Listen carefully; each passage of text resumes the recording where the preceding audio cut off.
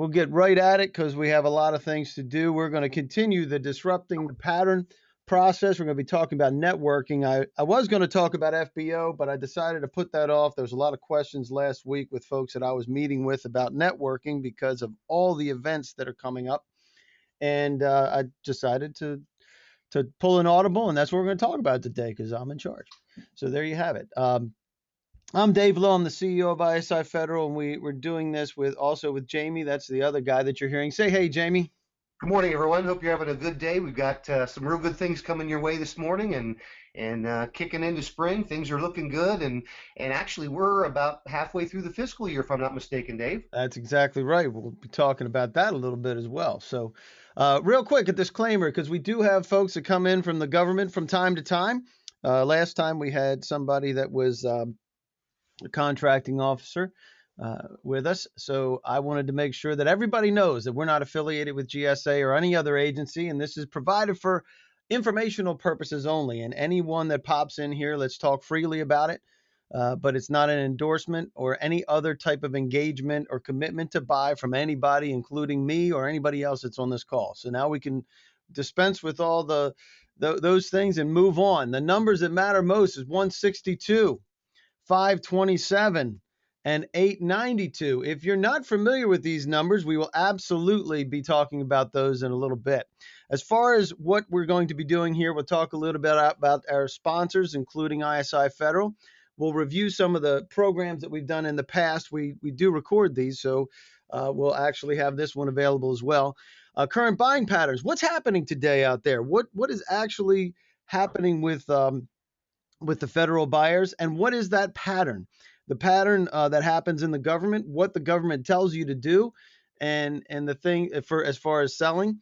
We'll be talking about networking and events, and the type of events that you should be going to and who should be networking. We'll get into a little bit of a Q&A. Hopefully everybody gets involved in that as well. And we'll provide you access to some resources that can help with helping you develop that business. Speaking of business development, isiFederal is my company. We formed it 5.5 years ago. I was doing it 3 years before that in executing on some of the things that we do. And the objective is to do the representation that the big boys do. The pieces that are missing for small businesses include getting smart about the marketplace, who's actually buying what you sell, and knowing how those things happen in your marketplace. And we provide intelligence for that. And some of our folks that speak well of us, Link Services, we find things they simply can't find on their own. And they're up to $70 million, over $70 million now. So it's great to have them on board. And then once, we're talking about what these people that you're after, we actually have services to market to them, some of the grunt work that's associated with that. In addition, we do vehicle development and management, and that's why Jamie is here. Jamie, tell us a little bit about the vehicle development and management that we do and what management means for folks. Well, certainly. If you, as existing schedule holders, and I know many of you folks out there today have a GSA schedule, that is the longest running, goes back to the 1940s, and the most standard purchasing vehicle. And purchasing vehicles are important to have because it shows that you have been vetted already, that your past performance products, services, and pricing are all been checked out and approved. The GSA schedule is the most common tool to get that done. We do new GSA schedules. If you have a schedule and are looking to add another one, I know we started a company just last week that was adding their second GSA schedule. We certainly do new GSA schedule development. And then also very important to existing schedule holders, as a schedule holder, when you go through the life cycle of your GSA schedule, it's important to keep it current and correct.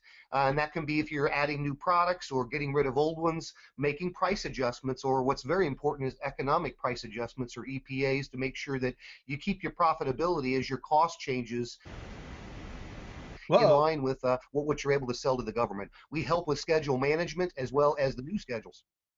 Excellent. Yeah, you which can also there be for just a second, but I think you're good now. Okay, sorry about that. That's all right. We do revisions to existing GSA schedules. We can certainly help you with that. We have a very simple, all-inclusive plan to make any and all changes you want to make to that. And we also do GSA schedule maintenance to handle your reporting, mass mods, and other changes to your schedule to make sure to take that workload off your desk so that you can be out there selling, making more money as we're taking care of your GSA schedule in the background. You see my email address and number there. If you have any questions about your GSA schedule, we certainly can help you with that.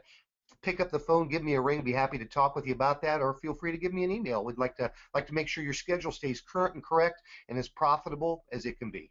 Excellent. Very good. I appreciate that, Jamie. And speaking of vehicle development, GSA is not the only one. And we help folks get IDIQs, BPAs, GWACs. Here's a couple of them. NASA Soup. We have a successful winner for NASA Soup. And those of you in the IT business know that's a game changer. eFast and Seaport E are other ones that we've helped with submissions on and won. So if you're looking to expand your offerings, BPAs are great. Agency BPAs especially great to be able to market your wares and minimize those competitors. So we can help you with that.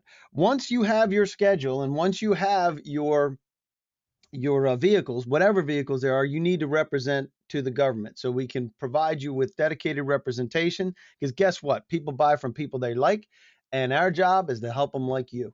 And it's not, we don't carry our cards in there, but we carry our names on your cards so that it gets sticky to you. So that's our job. We do that with events.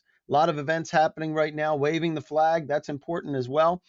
A key thing that we also do at these events is get you positioned so that you're a featured speaker.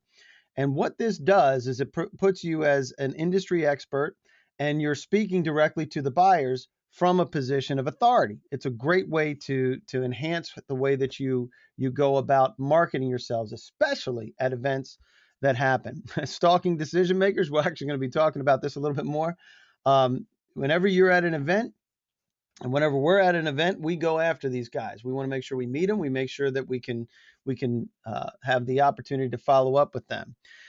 A lot of folks out there also need help on a daily basis with feet on the street, knocking on doors. And that's another thing that we do here in DC, Maryland, and Virginia. We also show up at the shows that we were talking about before, but this is where you really need us the most. It's where the biggest gap is, especially for out-of-town companies that want to have a presence here in DC because a lot of the decision making is here. So that's what we do. We have a history of tens of millions of dollars in direct and indirect sales with the federal government, and that's growing every single day. That's happening right now. Here's some of the agencies that we have penetration in, and that's not all of them, but that gives you a good example of large agencies as well as small. So that's the kind of thing that we do. The other sponsor that I'd like to point out is Revolution Payment Systems, merchant card services. You're doing credit cards. You got to check these guys out. They understand level 3 compliance. And if you don't have level 3 compliance, you're not maximizing your profitability. This is bottom line dollars if you're using credit cards. A lot of times we're doing things, thinner margins. This makes all the difference in the world as to profitability. If you can trim a point off of that, that's real money on the bottom line. So there you go. So why are you here today? Before we get into that, I'm going to ask you the question. Pop open that right-hand side. Some of you filled these things out. So let us know why you are actually here today. We have a couple of questions. How soon before you submit us as a speaker do you want to meet? I'll answer that in a minute, Shirley. So really quick, open that right panel and tell us why you're here today. What matters most to you? How can we make this good for you? And we'll go through that in just a minute. David Briscoe says, gives me an information I can use to increase sales. How about that? Love to. Charlotte found a more direct way to market and sell decision makers. We actually talked about that in the last one where we have the direct way to market. Identifying those key decision makers. We can talk about that a little bit more later today as a recap. D, need help on adding another schedule to our current one. Great. Definitely talk with Jamie. Would love to talk with you about that. Jason, it helped me break into the federal market and provided real insight and not attend vendor days. Awesome, Jason. Really appreciate that because we're going to be talking exactly about that, about vendor days and real insight on how to crack into this with using the right kind of events and networking. Mackenzie, please record it, but I don't understand this question, to be candid. What was the question we asked, Jamie? What was it? Well, how can we make this event the best it could be? Was that the one? Yeah, or this would be the best ever, I think. So she Yeah, does. the best Okay, ever. Yeah. you're getting this under the credit. We are recording it. It'll be posted to YouTube either later today or tomorrow. So you're getting called out. Devon, I learned how to use my schedule effectively. Excellent. Connie, we increase sales as a result, and if I understood what other GSA schedules would be optimal for our business. Great. Connie, we're not going to be really diving into the GSA schedules today, but we'll make sure that Jamie gets in touch with you to talk about those offline. Craig, get ahead of the RFP. Love it. Love it. Pamela, it helps me land business. Absolutely. I'm not going to try this name. So learn how to increase sales. Jacqueline, gain insight on how to get in to see program staff. Great. Absolutely. There's both two sides of the fence, right? You got your program folks and you have your procurement folks. Excellent. Cheryl, finding winnable opportunities. Love it. Love that word, winnable, because not all those are winnable, right? I was going to talk about Fed Biz Ops, but when it hits Fed Biz Ops, it's too late a lot of times, most of the time. Kelly, help get GSA completed. Sure, love to help you with that. Lori, find those agencies that no one markets to. Woo, I love that. Expand my knowledge of selling to the government. Certainly, Eduardo, we'll try to help you with that. And Barath, I will get a strategy of how small companies should target the opportunities without past performance. Woo, absolutely. Catch 22 out there, right? Where with past performance. And that's how they keep you out, by the way. Kurt, get the doors open. Love it. Renee, develop other contract vehicles. We did that a few months ago, so I'm not going to be talking about other contract vehicles, but we can talk about that offline if you like. Sunny, identify federal buyer and the chance to bid. Laurel, identify opportunities within our space and learn about what they're looking for in proposals. Right. How about that? Understanding what they really want to see in proposals. Wouldn't that be nice to know? Certainly. And here's a couple more. Let's see. How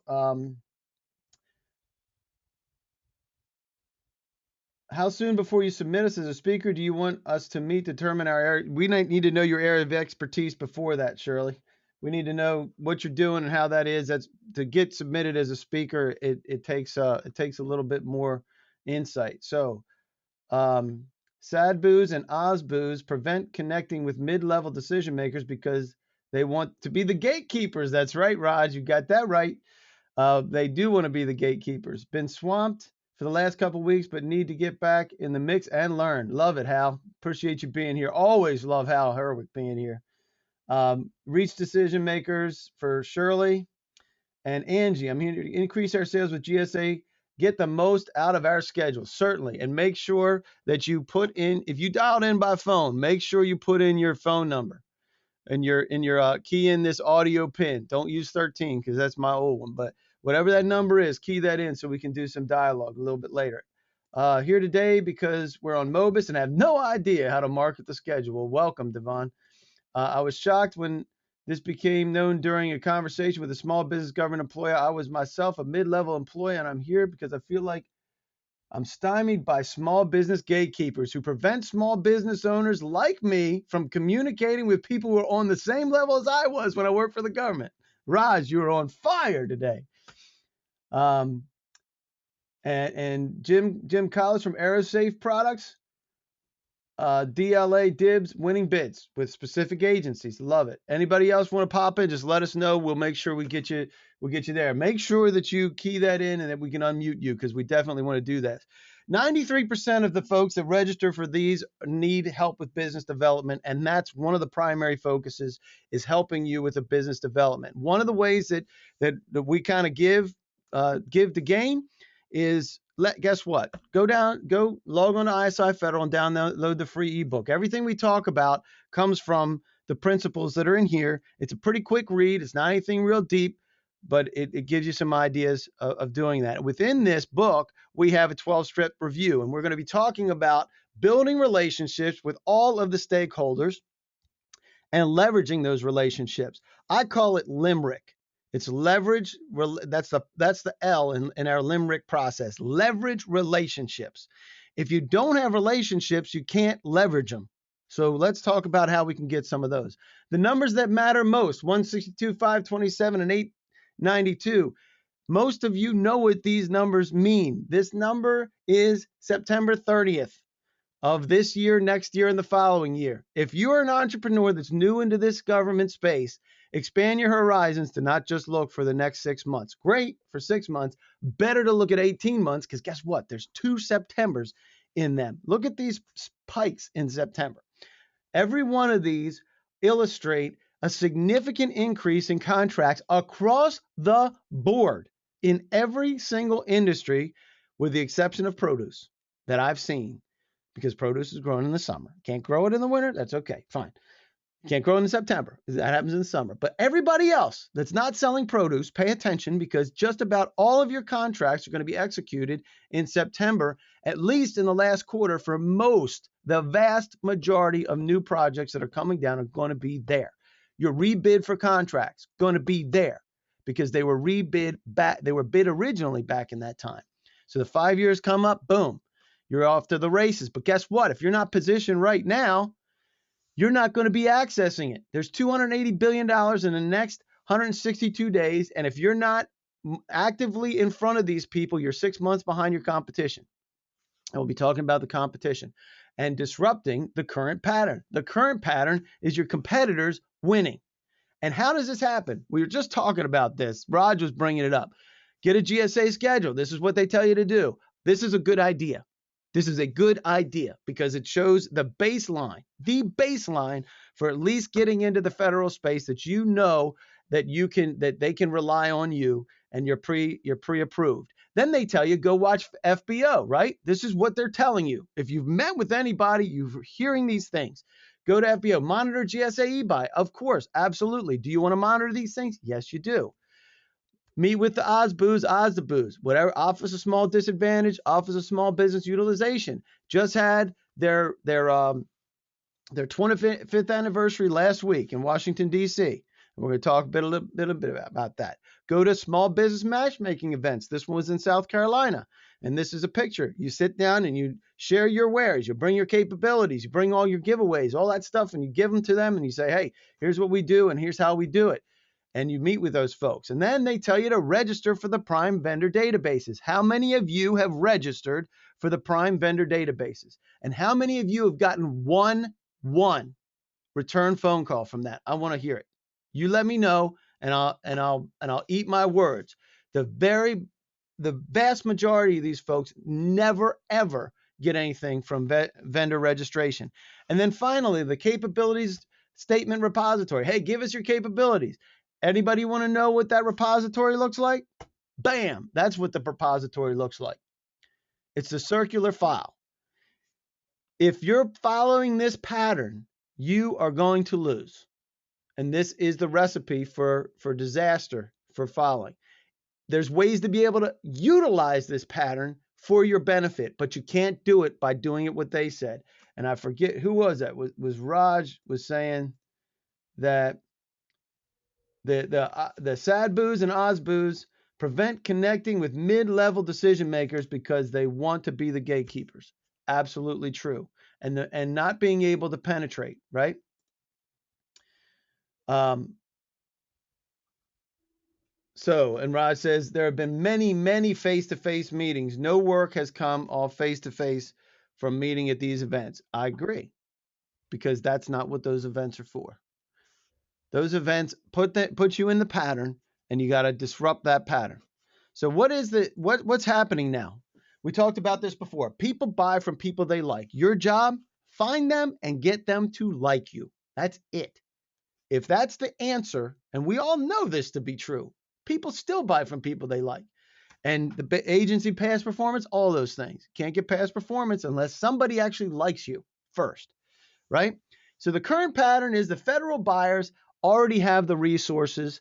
They are happy with what's happening out there. They have contract vehicles that already are being used, and they don't want to change. They just don't want to change. There's no reason for them to change. They already have relationships with people they like. They're already friends with the people, and they've been friends.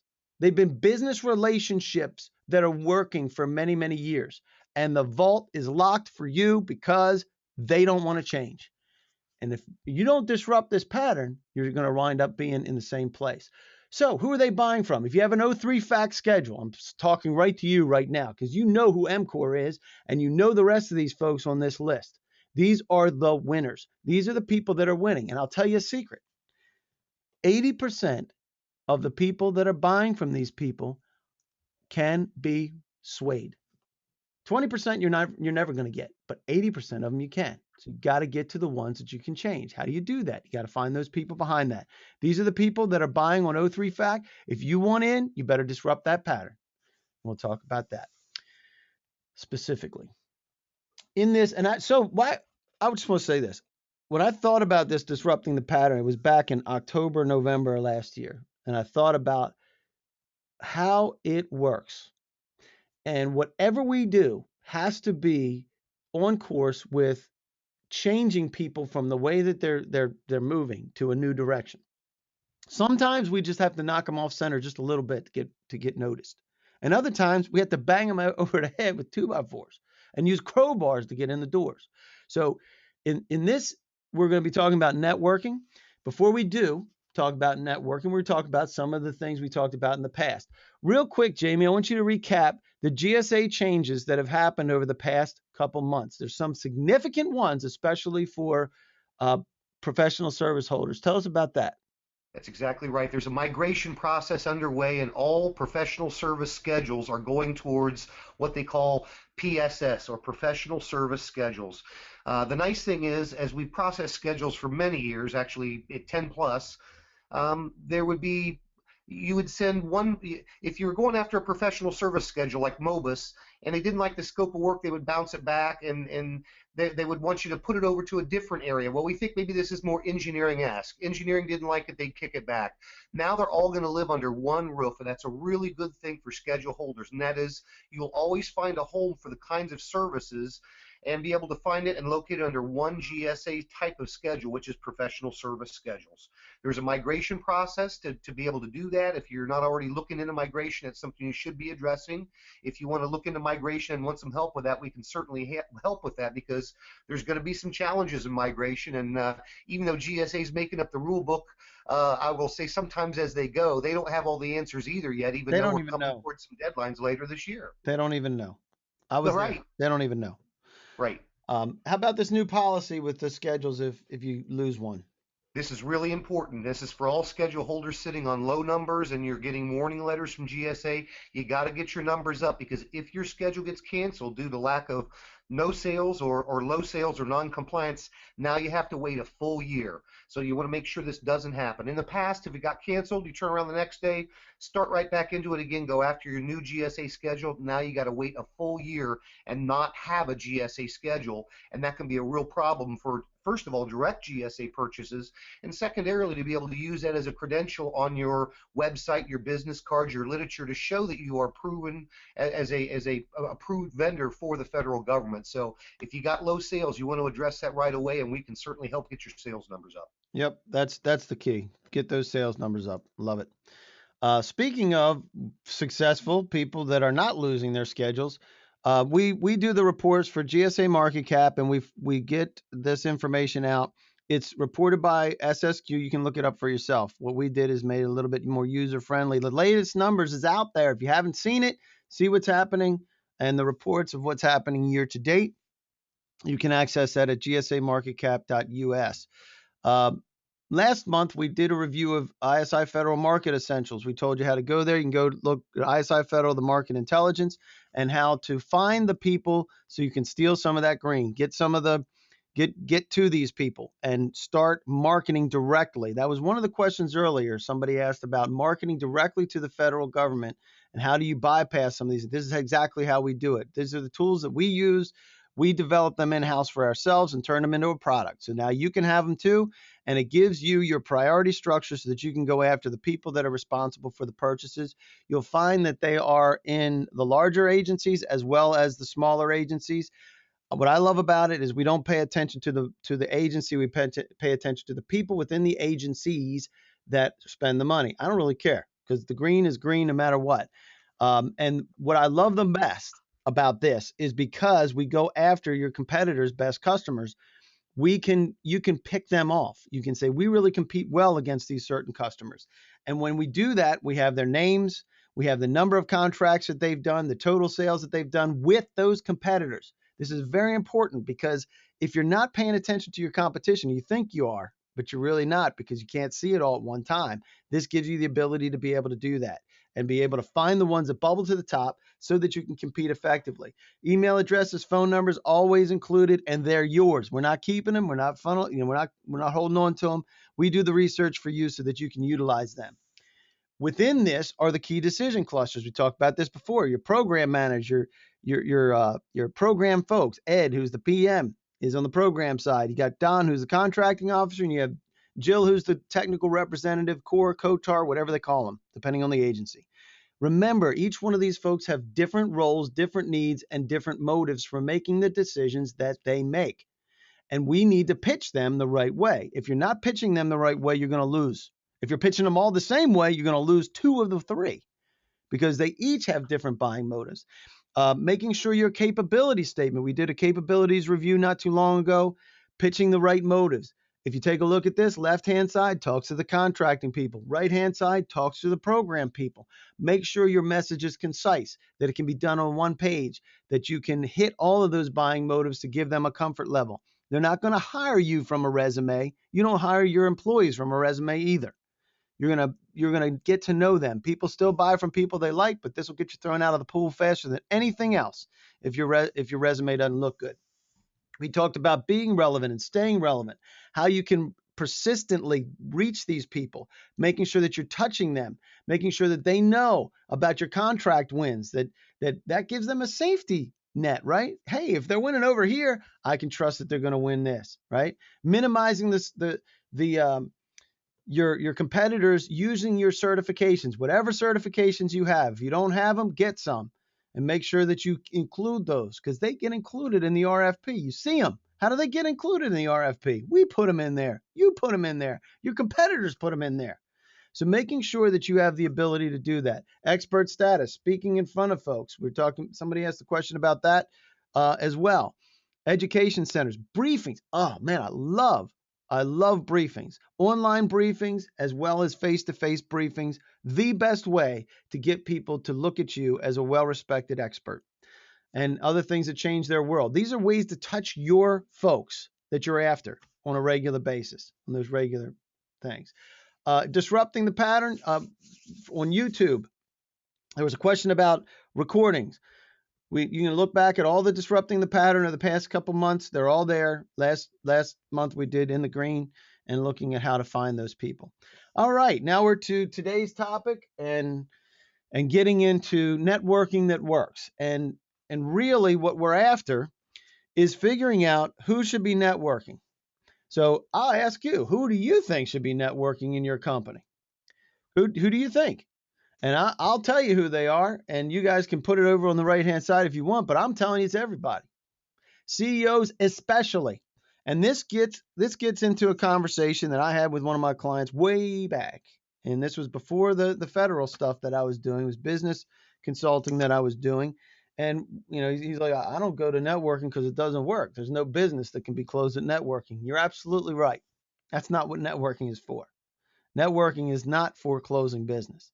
It's for establishing the foundation of good business relationships. That's what it's for. And if you're not doing it, you're not establishing good networking. You're not establishing those relationships through networking. So all levels of sales, obviously, everybody's okay, you go to the networking event. But what about your COO, your CFO, and your CIO? Why aren't they networking within their team of people, within their world? Not networking out with everybody that the salespeople would be after, but their world. Very effective. CIOs all hang out together. Why not? Get out there, hang out together. Make sure that you know what's happening because they're the ones that are going to uncover things in other agencies and other organizations that you could be accessing. So why network? Because people buy from people they like. And if they don't know you, they certainly can't buy from you because they don't know to like you. So you got to get out in front of them. So this is a place where you can find key decision makers and go after them. So that's why we network. Who should be networking? Everybody. Why we network? Because we need to find the people that need to like us. And the networking is a place to do that. So how do you find the right events? We were talking about this before as well. First, look for higher level decision makers. If the high level DMs are not going to be there, no reason for you to be there. And when we're talking about the small business liaisons, love them, but they don't have the ability to make decisions. We'll talk about that in a minute. Some of these high level DMs in the federal space, senior executive service, SES level, definitely people that you want to be after. Director administrators, certainly. The folk, the secretaries, absolutely, positively.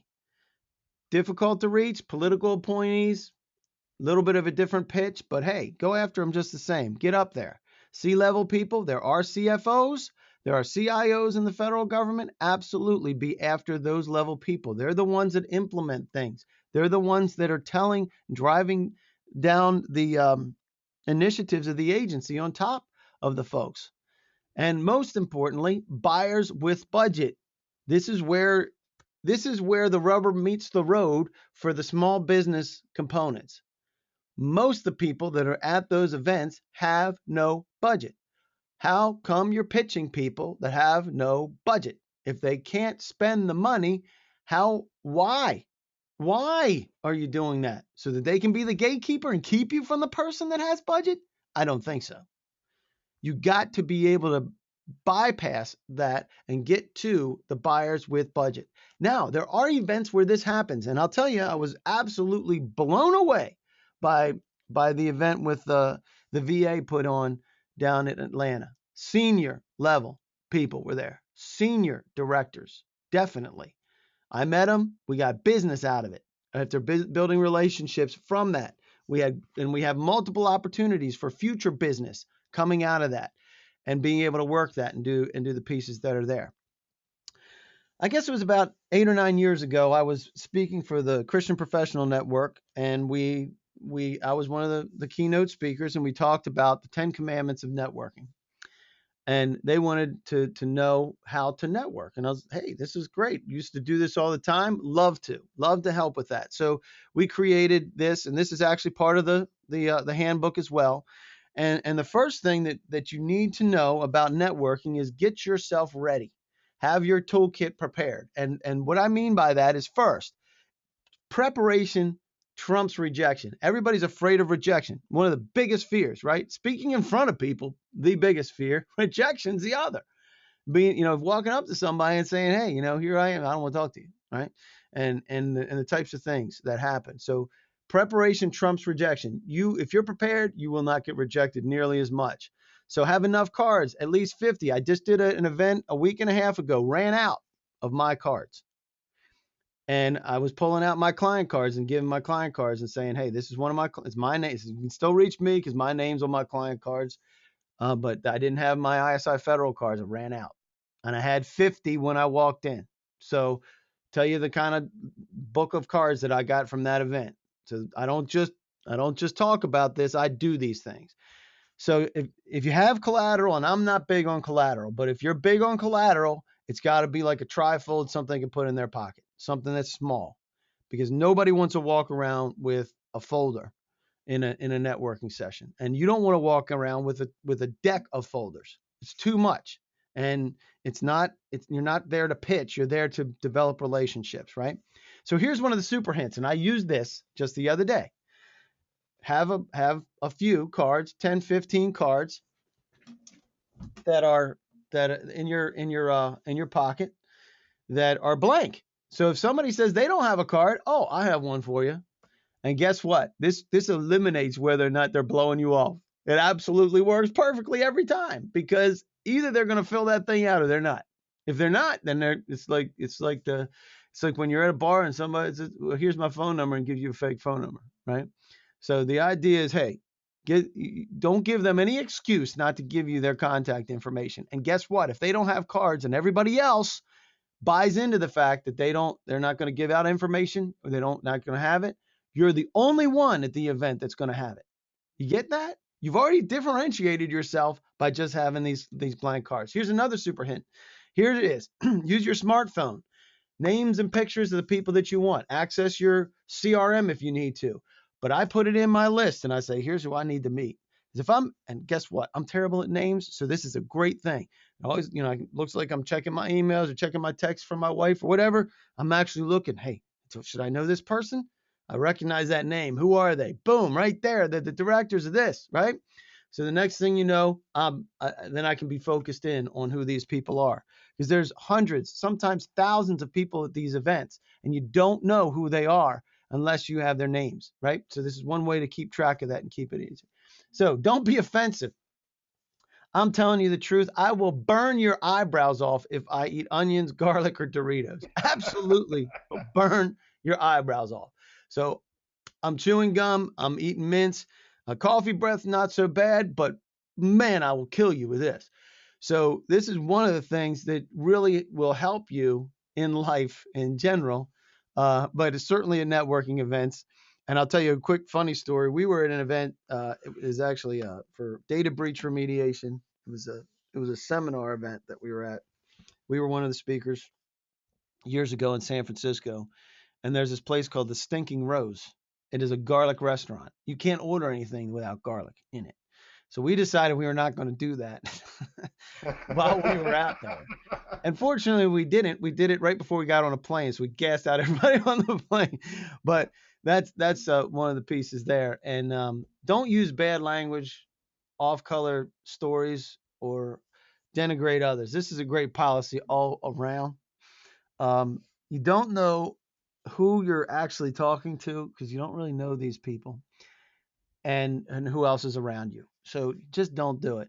And Jamie, you and I were talking about this too. What are some of the things we talked about the other day? I can't remember. Yeah, another thing too is a couple things to avoid conversationally is politics and religion. I mean, you may have from a business level, the perfect customer right in front of you. You're right for them, they're right for you. And if you get down a pathway, because you may have differing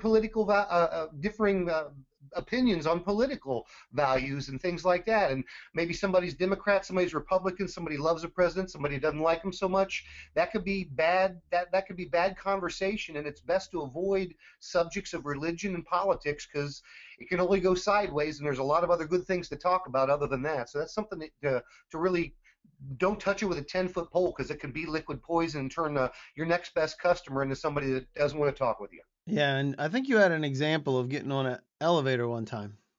Oh yeah, I had a business partner from several years ago that had in his head that he thought that 9/11 was an inside job, and we were at a veteran conference out in California, and we climb into the elevator riding up to this next event with a bunch of vets all around us. He starts in on these people, and it's like, man, you cannot do that because these are all people that love President Bush. He was the president at the time, and what he was doing and things that he was going off, and it was just never ever want to go into things like that. You want to talk about positive things, what's going on good, how you're and about what your solution does and how you can be able to help people. Yeah, so, and to your point, Jamie, it doesn't matter whether 9/11 was an inside job or not.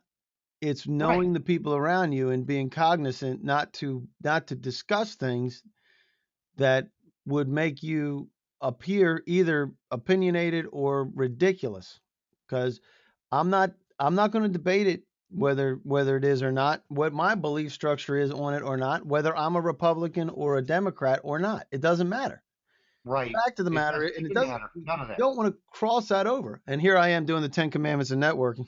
So there you go. So there's your crossover into not doing anything that way. But the fact of the matter is that being conscious about what it is that you're doing. And that's what this is about, but not being offensive to them. It's not, don't be you don't ever want to be challenging to people, and being offensive can be more than just eating garlic or onions, right, Jamie? Right. Absolutely. Absolutely. And if they find you offensive, then you're out. That's all there is to it, because people are going to buy from people they like, and that's where the relationships come from. That's exactly right. And here's the thing, and I love this from Easter. I pull this one up. I like it. Don't hang out with your peeps. If you're in a networking event, your peeps already know who you are. They don't need to know what you do. They already know. And this is where, when we're nervous, we wind up gathering towards people that we're comfortable with. Do yourself a favor. Find somebody that you don't know and go talk to them. because most of the time it works. But your peeps are not going to help you do that, and flocking together is a problem. Whenever I'm at a networking event, if you're one of my clients, you know this. If we go to a networking event together, we're not sitting at the same table. There's no way I'm sitting at the same table with you. For lunches and things like that, pick a separate table. And then if you need to introduce them to somebody, you get up, go over to the other table, get your CEO, come back over, get your person that you need to introduce them that way. But if you are both at a table, listen, if you're both at a table and only 8 people can sit at the table and you take up 2 of those seats, you're missing one person that you could be talking to, but you're actually missing 8 that you could be talking to and developing at least an understanding of who is sitting at that table. So don't sit at the same table. All right. So the next thing is act successful.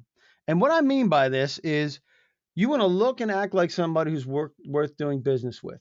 Flat out. Look professional. Act the part. Make sure people know who you are and you look the part. When I dress up, people call me senator. Because I dress up, and I walk in, and if people are used to seeing me in jeans and stuff like that, and I dress up, it's like Mr. President. So funny. I did that the other day, and somebody said that to me. And be confident in you. Guess what? Everybody else is in the same position you are. And if you're nervous, it's okay. In fact, nervous is actually a good thing. Because if you let somebody know, say, listen, this is my first time at this event. And, I don't know who to talk to. Guess what you just did? You showed vulnerability. And vulnerability is something that rapport feeds on. Feeds on it. It absolutely opens you up. And if somebody's going to trounce on you because you're nervous, get the hell out of there. It's just not even worth being there. If they're going to trounce on you for being nervous, that's the wrong kind of people. Most of the people that you want will understand that. And not only understand it, but view that as, hey, this person's real. They're trying to be real. They're not trying to cover up anything. They're trying to be real. So nervous is okay. Philo. This is one that I live by as much as I possibly can. When we're busy, it's very difficult to be first in the place. But if you can, get there first. Get there early. First in, last out. That means get in there, get a lay of the land, see what's happening. See if you can help the people that are there to help do the setup or understand. Great time to ask somebody there, hey, it's my first time here.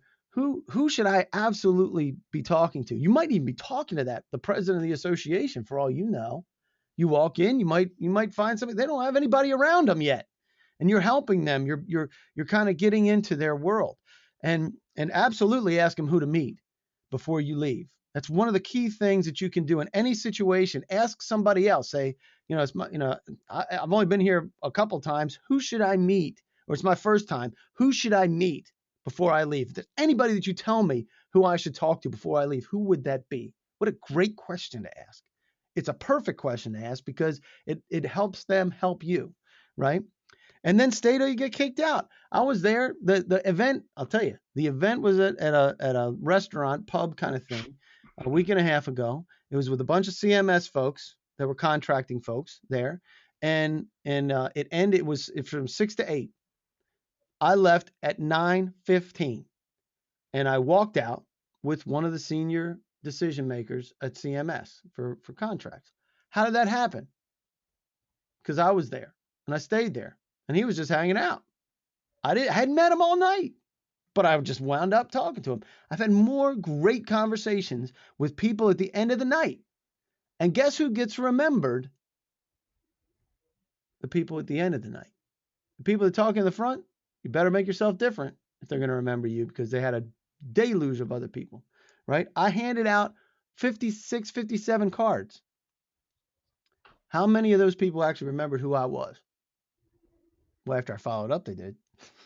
But anyway, so there you go. So stay till you get kicked out. Stalking is good. I live by this. If there's somebody there that I need to know, if there's a CIO, if there's a C-level person, a SES person that's coming up, if there's a director, if there's an administrator, if there's a secretary, I am figuring out a way to put myself in their path. Multiple times I've looked at the stage and it's all piped up, right? Piped around. The people come out from behind the stage. Where do you think they come from? They walk in from somewhere. And it's not the president, so they're not coming in through some channel underneath the building. They're walking in. So how are they walking in? What's the most? I've walked in. I said, what's the most logical path? The most logical path to the stage is here, but they're going to go back here. So they're going to go behind here, and then I'll pop open the back and I look in. It's just piping. Pick it up. Say, hey, Steve. I met the CIO of DHS there.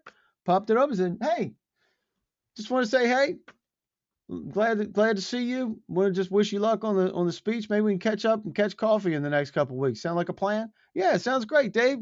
Glad you're here. Boom. Nailed it. So that gives me entree back into them. So you want to know who the key players are. Use your smartphone, as I said before, and make sure that you get FaceTime and when you see them.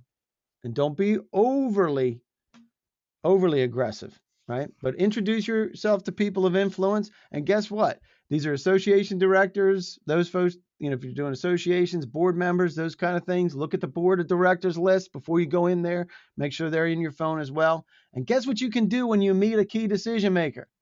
Of all the people that are here, who should I talk to? And then you have a referral from the keynote speaker. Come on, guys. This is awesome stuff. This is when you can really build the relationships quickly and give them, hey, Steve told me to talk with you. Steve who? The CIO. Really? Okay. Love to talk with you. Can we get together for coffee next week? Yeah, absolutely. So here's the next one. My favorite. This happens to be my favorite. Act as if. You see this picture? Are these people comfortable? These people are comfortable. They're cracking up. They're laughing together. And the key thing is act as if you're good friends already. We as human beings can do this. Animals can't. Nobody else, no other being can do this. We can project ourselves into a place that we can say, hey, we're friends already. Put that in your mind and act as if you're friends already. When you do that, you bypass all the BS meters. If you're picking up the phone and talking to somebody, pick up the phone and talk to them as if you're friends already. If you act like that, you get through to key decision makers. Every time, almost every time. Sometimes the gatekeeper will shut you down. But most of the time, say, hey, is Steve in? This is Dave Lowe. Is Steve in? Does that sound like somebody who knows Steve? You better believe it. And Steve gets on the line. Boom, you're golden. You're already you bypassed all the decision makers, right? Or the gatekeepers to get to the decision makers, I should say. Here's one thing. Don't act overly excited and don't sell people, especially the bigwigs that are there. Here's what we do. We do all these 16 million different things. And, I really want you to see this. I want you to see. Look. I mean, we're an 8A firm. We do this. Forget about that. They hate it. They're not listening to you. You're checking off. You are absolutely not the person that they want to talk to. But if you have the opportunity, get yourself positioned to be able to ask a key question. Of all the people here, who should I talk to? That's the right question. Because that's absolutely influenceable. And the other thing is, don't be afraid of them. Don't be afraid to talk to people. There's few people that I would lose my mind over if I met them. Most of those are, like Bruce Springsteen, I'll turn to mush. There's no way that I wouldn't turn to mush because I'm just like a huge Springsteen fan. But I'm hoping that I would say, hey, Bruce, how are you? Really, really appreciate, been to several of your concerts, really appreciate what you do. That's what I hope I'd say. Instead of, but I'd probably turn into mud, jello, whatever. But remember, these guys put their pants on the same way you do. These men and women are just the same as you, and they're there to build good relationships with good people like you. So don't be intimidated by them. Here's a key. When you're talking to people, pay attention to them. Pay attention to what they say, how they say it.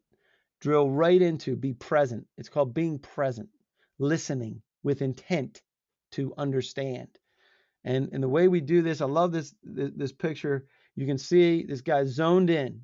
He's paying attention to this person and help them to give you the information so that you can help those folks. And this is a key thing. The next points are really about the people that you're talking to. Help them give you information. And here's some key questions. What do you do better than anybody else? If they don't say it right out of the gate, what we do better than anybody else is this. Say, hey, let me ask you, what do you do better than anybody else? And who are your best customers? So if I'm looking for a customer, if I see someone, how will I know they're a good customer for you? Because there's probably good customers in that room right there for them. And you might be able to help connect some of those dots right there that night. So who's a good prospect or lead for you? Because maybe I know of a few people. And if they come to the top of your head, I think you should talk to this person. It's my brother, it's my cousin, it's, one of my clients. They could probably use what you do and help them do that. Give them examples. This is the super hint. If you're not really sure, because some people don't know what to say in networking events. They haven't worked on their elevator pitch, and sometimes their elevator pitch is not very good. So help them with examples of how you can help them. And then when you're doing this, when you're understanding what they're doing, write the notes on their cards. Oh, you said let me make sure I got this right. And you write that on your card. Introduced to John over at CMS. If I introduce you to John at CMS, would that be beneficial to you? Yeah, that'd be great. Yeah. Well, I just wrote it on your card. Shoot me an email to remind me, because that gives you buy-in to connectivity with somebody else as well. So the whole idea here is to help the others first. Be thinking about them all the time. And you can introduce someone that you just met to someone, right? You just met them. Introduce them to somebody else. Who would be a good person for you to meet? And this is one of the questions that I ask. Say, who would you like to meet before you leave tonight? Oh, I don't know. I'd like to meet somebody that does X, Y, Z. And you think about the cards that you have. If you wrote it down, you say, oh, this person needs X, Y, Z. Let's go meet them. And then you go hand them off to them. And then you leverage all the relationships for introductions. This is where you start to leverage the people that you just met and do that. And guess what? Did you know that you can introduce somebody that you don't know to somebody that you don't know? You never met them. I've done it. I did it over with, it was down in Atlanta where I did it with one of the,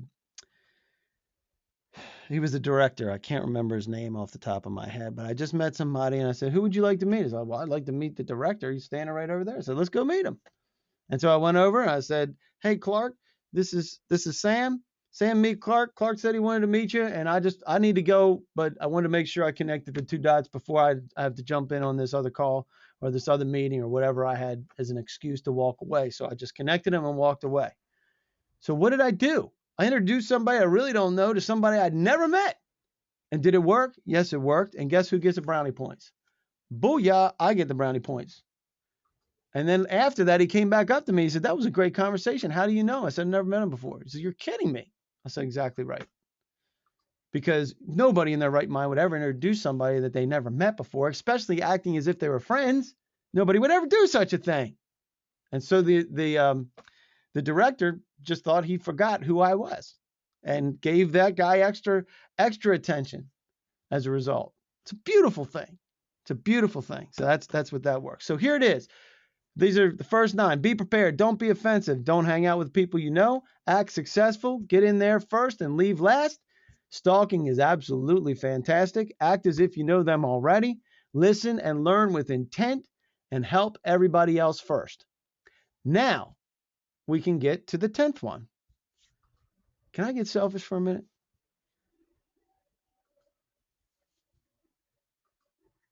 Can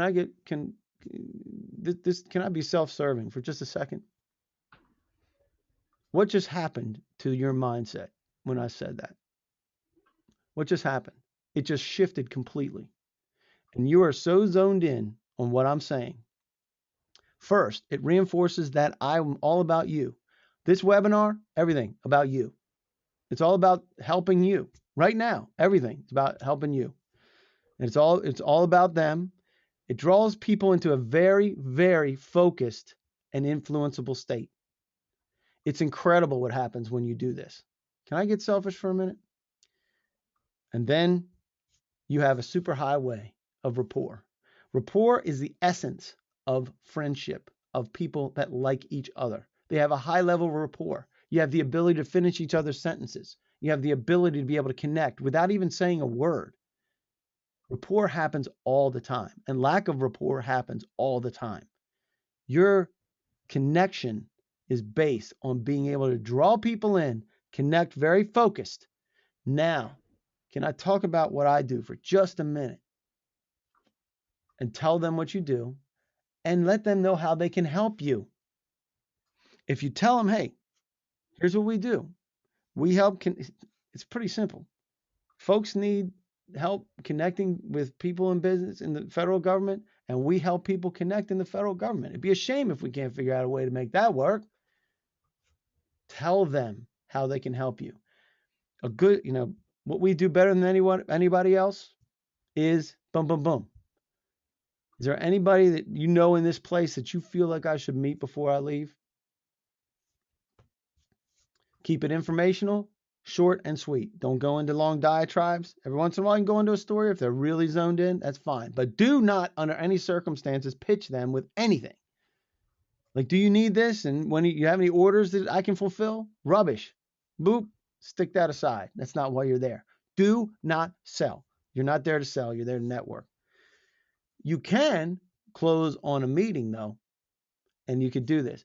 Would it be too forward or ambitious of me to ask if we can get together next week for coffee? See if there's a fit with your company? That's what we do. Would you be up for that? And let them answer. If they say no, that's probably pretty true. They can say yes and still be blowing you off, sort of. Then you can zone in on exactly what happens there. If you get a commitment of yes, say, besides you, who do you know in this room that would even care about what I do? Because obviously we're going to get together. So you're sealing that, and then you're going to get a referral. You can also ask who else should be in the meeting when we get together. And then when you remind them, you call them up and say, hey, I just want to make sure we're still on for this. All right. Okay. Questions. We're coming to the conclusion here, so I just want to make sure we get you guys. Questions about networking? I have a few that have been popping through about what about vendor days? So about vendor days. Vendor days are, they can be good, but you better be inviting people to them because otherwise you're going to look and smell like everybody else. I do vendor days. Don't mind being there. Don't mind waving the flag, but most of the time you need to make sure you know who you're after and invite them to that vendor day and let them know that you're going to be there. Does that make sense? Does matchmaking work? It can, usually not. It only works if they have budget. And if you're going to do matchmaking sessions, that's only the very first square. And if you use it as a very first square, that's fine. Then just know that you got to do extenuating and extensive follow-up if you're going to do matchmaking sessions. What events do I go to? I go to events where I can identify key decision makers that are high level. I go to events where we have the ability to influence. If we can get into a speaking engagement, I like those. But they have to have key decision makers with budget before I go and make sure of that. How can I find buyers with budget at events? Great question. The way you find buyers with budget is you know who has budget before you walk into that event and you stalk those people. You look at the folks and then you say, okay, if you go up to a booth and you have people from Department of Transportation, you can say, do you know these 5 people? Because you already did your research and you already know who they're doing the buying. That's how you can find the buyers there. And are they there? What agency events do you recommend? I said it before. The VA event is good. That's a good show as well with that. So let's see here. Let me see what other questions we have. Devon, what one point should a small business considering hiring in-house sales person? That's a great question, Devon. In one aspect, I would tell you I'd love to avoid that entirely, and you could use our people. But I do know that there are times when that makes sense, right? And it depends on what you sell, how you do it, and how that works. So we'll talk about that. If it's okay, we'll take that offline. And I'd love to talk with you about that and see where you are and what you're doing. Most of our clients are in the $5 to $50 million range, and they could hire somebody internally. And sometimes we set that up so that they do hire somebody internally. And it depends on who you know as well. So that's a great question, though. Any other questions before we go? Let's see. I need help with a lack of sales, but they don't put any RFQs. Which part of the schedule for specific work performance they do not understand? Okay, because they're telling you you need to do your homework, right, Raj? Okay. I need you guys. Okay, love it. Would love to do that. Devon, we will call you later. Appreciate that. I'd love to. So there's the 10 Commandments of networking, and love that you guys were here. Now, I have a question for you. Can I get selfish for a minute and just talk about what we do? First, I want to remind you there's $280 billion in the next 162 days, and half of the years is gone. And if we can help you with getting to those people, let us help you market so you can get some of that. And look at this September and next September. Expand your horizons. You got 18 months is what I usually look at as a measuring stick. 18 months, but you have 2 Septembers in those 18 months. Not a better time to be able to jump in and start influencing this marketplace. You can check out what we do about getting smart about the marketplace right here, isiFederal. You can see in the intelligence, there's a little video about what you get and how it works. It's different than anything that you've seen. It's a key differentiator that we use, identifying the people to bubble to the top. It's regularly $4,500, $39.95 is the cost of this, which gets you everything for as a strategy, the foundational points of your strategy. If you need other things, if you need another GSA schedule, if you need another type of vehicle, an IDIQ, or anything like that, need a better strategy to be able to infiltrate your accounts, to be able to expand. Do you need representation? Devon, we're going to be talking because absolutely want to be able to help you out with representation. Do you need feet on the street? Hey, let's grab coffee. Let's you and I talk. Let's chat for a few minutes. Let's find out what's happening in your marketplace. Let's see how things work. Let's see what your goals are. Let's see if they're realistic. Let's look at some of the gaps. Good grief. Are you okay with that? You okay for identifying some of your gaps? Because if you're okay for identifying some of your gaps and your goals, we can then determine how you can best do that and see how we fit and if we fit. And if there's anything I'll tell you, if we don't fit, I'm going to tell you it's not a fit because I'm not going to set myself up for failure and I'm not going to set you up for failure. And if you need something that we don't do, I'm going to tell you this is what I see and this is what you should do. If it's something we do and we can do it effectively, I'm going to ask for your business. It's just that simple. Because guess what? If we can help you, if you need help getting into the federal market and we help people get into the federal market, it'd be a shame if we can't figure out how to make that work. 2 people thinking the same way on the same path. Let's see if we can work that out. So with that, I appreciate you guys being here. The next one will be May 19th. We'll be talking about the problem with FBO. I put that off by a month, and I reserve the right to delay that even further. Everybody knows there's problems with FBO. So we'll talk about that, why you can't get in, why it's too late as well. So there you go. Reminder, go to isiFederal, download that free ebook. You can see the things that happen in the federal space. Reach out to Revolution Payment Systems and give them a shot if you're doing credit cards. Save yourself some money. And with that, we are a little bit over and appreciate you guys being here. If there's any last minute questions, we can do that. Let's see. Sam says, can we please get a copy of this recording? You certainly can. And we can talk to reassess our market strategy to work on our schedule. We need to have a meeting with your company. Hey, I appreciate that, Sam. We will absolutely do that. Thank you, sir.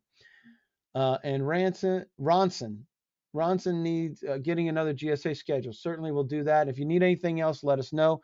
Please reach out. Feel free. That's my direct email. You can call 8889-GET-ISI, and they'll reach me for sure. Jamie's direct number right there, directly to your cell phone. Right, Jamie? You bet. Right on my side. So right there. So he's monitoring that as well. And Sean, you can reach there if you want to reach out to Revolution Payment Systems. And we really, really appreciate you guys being here and for joining us. We know you got plenty of things that you can do. I hope this was beneficial for you. And we look forward to next month and what we're doing. Have yourself a great month.